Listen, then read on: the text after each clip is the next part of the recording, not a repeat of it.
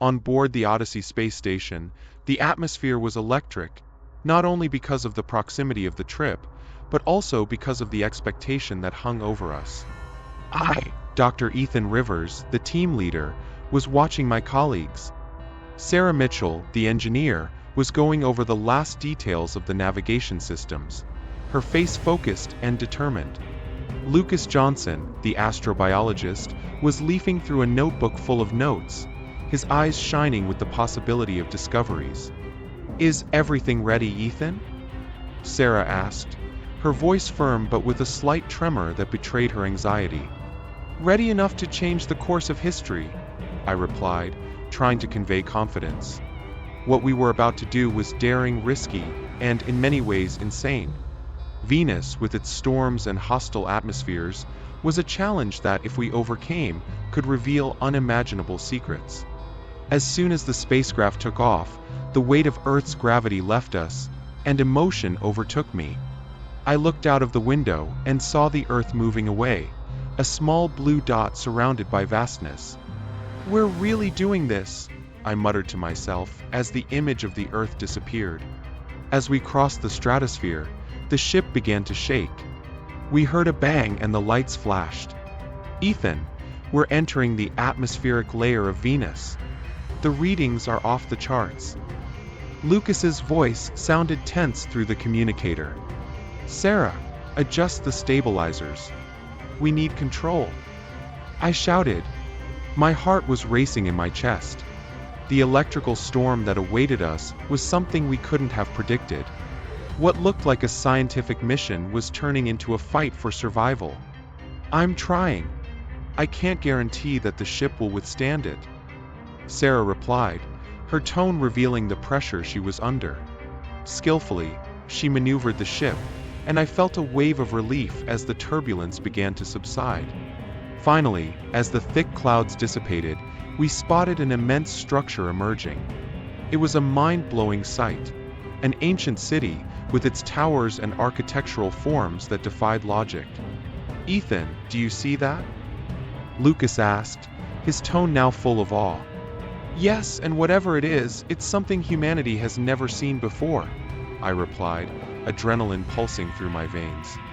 With the city in front of us, I knew we were about to discover something revolutionary. But at that moment, a feeling that the unknown could bring both wonders and dangers came over me. The clouds of Venus hid more than just a city. They hid a future that we couldn't yet understand. As I walked through the underground library, the atmosphere was thick with history. The shelves, made of a material that shone softly, were filled with ancient scrolls and books, covered in a dust that seemed to have accumulated over centuries. The words written in a language I could barely decipher drew me in like a spell. I could feel my curiosity growing as I delved deeper into the yellowed pages. "Lucas, you need to see this," I called out, barely containing the excitement in my voice. Ethan and Sarah were exploring the surrounding architecture, so I knew I had some time to examine the findings. I went to the back of the library and, opening a large book, came across an illustration of a catastrophe on Earth. The images were bleak: cities on fire, people fleeing, endless devastation. Underneath, a brief description read, "The Great Isolation. The choice of a people." My heart raced. The Eternum weren't just survivors. They were a civilization that had made a decision after seeing what humanity had become. "Lucas, what have you found?" Ethan appeared, intrigued. "They're isolated because of a cataclysm that occurred on Earth." They have records of all this," I replied, still absorbing the magnitude of the discovery. Ethan frowned. "That explains why we've never heard of them. They fled here, but what about this technology?" "I've only found references to it. Something that could help Earth, but at a cost. They keep secrets, Ethan." I felt the weight of responsibility in my words. Then I was interrupted by Sarah, who approached with a twinkle in her eye.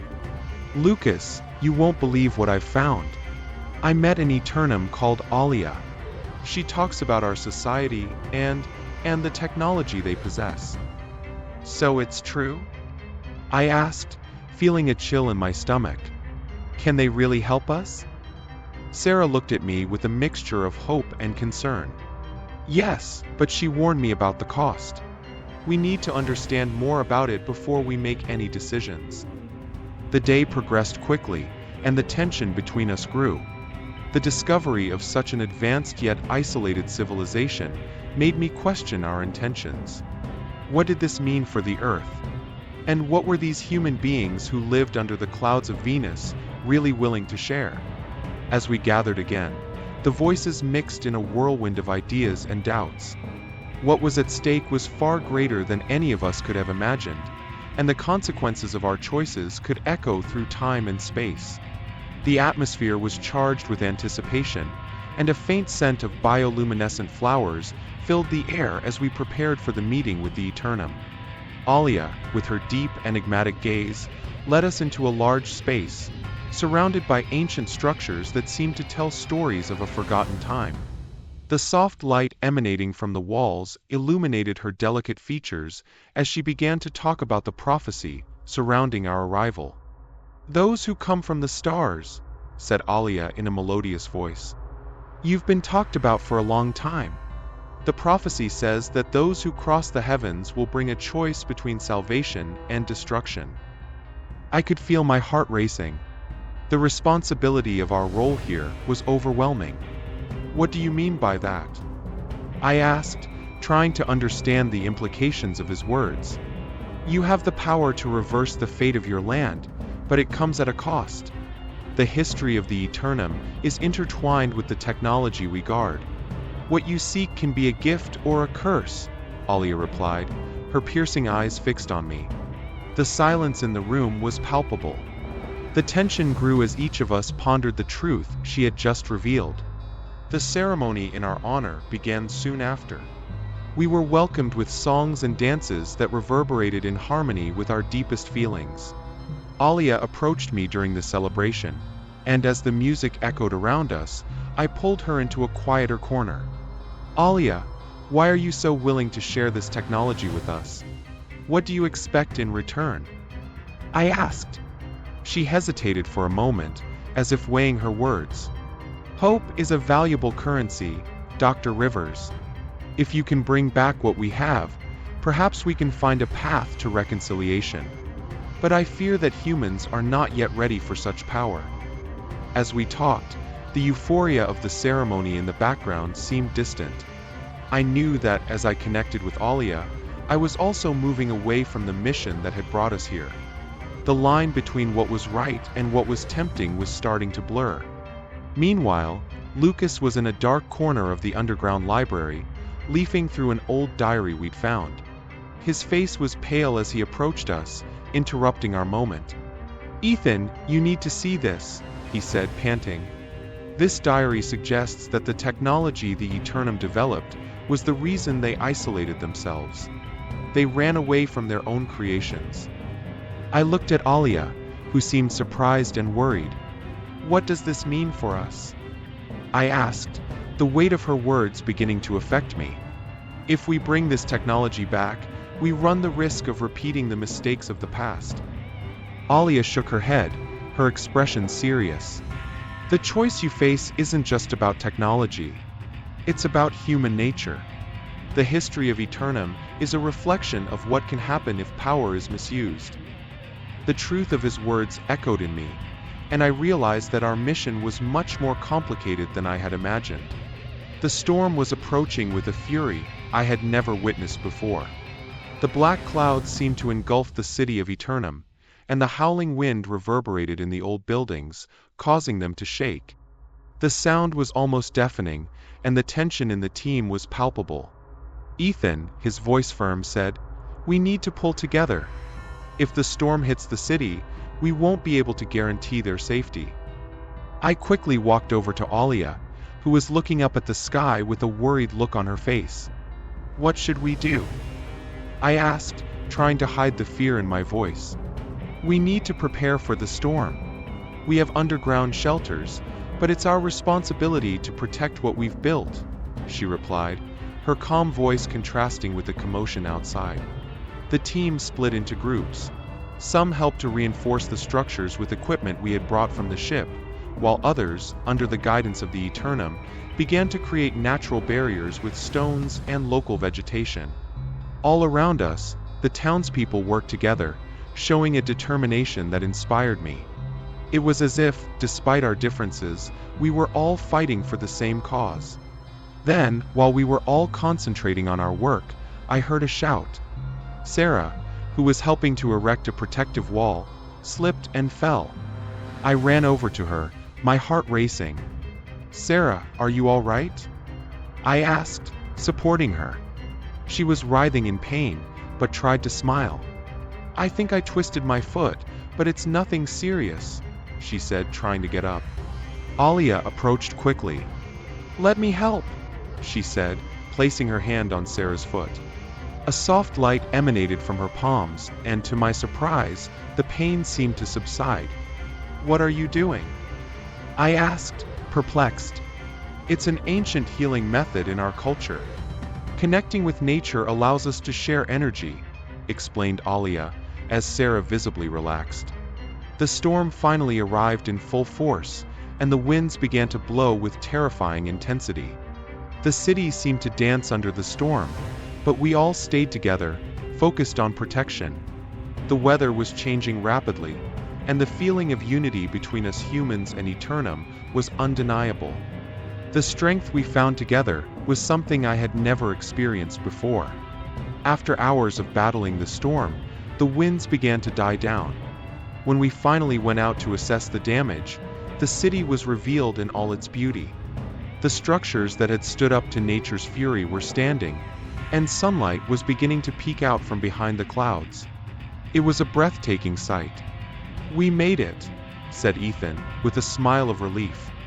"This is more than survival, this is new hope." As we walked through the city, I was introduced to the Eternum Technology Control Room, a place that pulsed with an almost palpable energy. I felt the temptation growing inside me. The power that was there, capable of altering the climate, could be the key to saving the Earth. But as I looked at the faces of the Eternum, the responsibility of this choice became heavier and heavier. The connection we had formed came at a price, and doubts about what to do next began to creep into our minds. What was right? What was fair? The atmosphere was charged not just with electricity, but with uncertainty and choices that would shape the future of both worlds. I was sitting on one of the benches in the old Eternum Square, my heart racing, as we discussed the future of Earth and Venus. The city around us emanated a calm that contrasted with the storm of emotions we were struggling to control. Ethan, ever so determined, began to lay out his plan. "We need to get this technology back. It's the only chance we have of saving our planet," he said, his firm voice almost reverberating off the stone walls around us. "And what do you suggest, Ethan? That we use power we don't fully understand? That's a risk humanity isn't ready to take." I objected, feeling the frustration growing inside me. "We came here to learn, not to impose our will." The silence that followed was heavy. Sarah looked between us, her gaze reflecting the concern I also felt. "Lucas, you have to understand. The Earth is in crisis. If we have this technology, we could reverse the damage. Think of how many lives we could save," he insisted, but I could see that his determination was becoming an obsession. "And how many lives would you be willing to sacrifice, Ethan? We don't know what this technology really means for the Eternum. They've warned us that it comes at a cost." Sarah intervened, her tone firm but understanding. Finally, we decided that we would need to consult Alia again. The meeting was tense. When I explained our need, I realized that the Eternum were reluctant. Alia, in particular, seemed hesitant. "The technology you seek is not just a gift, but a legacy. And every legacy has its shadows," she said, looking deep into my eyes, as if she could see into my soul. It was then that she revealed a devastating truth. This technology is powered by sacrifice. For it to work, a part of the essence of the Eternum must be offered. The air became thick with her words, and I felt my stomach turn. Sacrifice? Are you talking about of lives? Ethan shook his head in disbelief, while Sarah closed her eyes, as if trying to block out reality. Yes. For us, it's not just a question of technology, but of our very existence. What you seek may cost much more than you realize, Alia finished, and the room fell into a deafening silence. Looking at the faces of my companions, I realized that we were at a point of no return. What were we going to do with this information? What did it really mean to save the Earth if it could mean the doom of another civilization? The tension seemed palpable in the air, as if the clouds of Venus were an extension of the emotions that consumed us. I looked at Ethan, his eyes reflecting the determination that motivated him. We need to use the technology, even if it means sacrificing the Eternum, he said, his voice firm. I felt my stomach turn. Are you serious? Sacrificing lives to save others? That's not a solution, Ethan. I replied, indignation growing inside me. Lucas, who had remained silent until then, finally spoke up. Ethan, this is not what we came for. What you're proposing is a repeat of the mistakes of the past. We don't have the right to decide who lives and who dies. His words echoed in my mind, and I knew that the trust between us was fading fast. In the middle of the discussion, Alia watched us with an intense, almost sad expression. The true nature of our technology is not just to save the Earth, she began, her voice soft but firm. It can heal the Eternum. We too have been affected by our inventions. What you see as power is actually a reflection of our flaws. The weight of her words fell on us, and I felt the atmosphere around us change. What do you mean? Ethan asked, his voice now more hesitant. Alia moved closer, her eyes deep and sincere. The technology we possess can be a means of healing, but it's not just about saving one world at the expense of another. If we pool our knowledge, we can create a better future for everyone. I looked at Lucas, and he seemed to be thinking along the same lines. What if we work together? I suggested, the idea beginning to take shape. What if, instead of sacrificing, we formed a partnership? The Eternum and us together. Ethan hesitated, but the expression on his face began to soften. Maybe that's the way. The relief I felt at seeing the change in his posture was palpable. With a nod, Alia smiled. That's the real hope. The union between our worlds can bring salvation to both. At that moment, I realized that the moral choice before us was not just about technology, but about humanity. The connection we were beginning to form there, under the skies of Venus, was a new beginning. Together, we could create a future where both humans and the Eternum could thrive, not at the expense of each other, but in harmony. And so, under the planet's thick clouds, we decided that our path would be one of collaboration, hope, and reconciliation.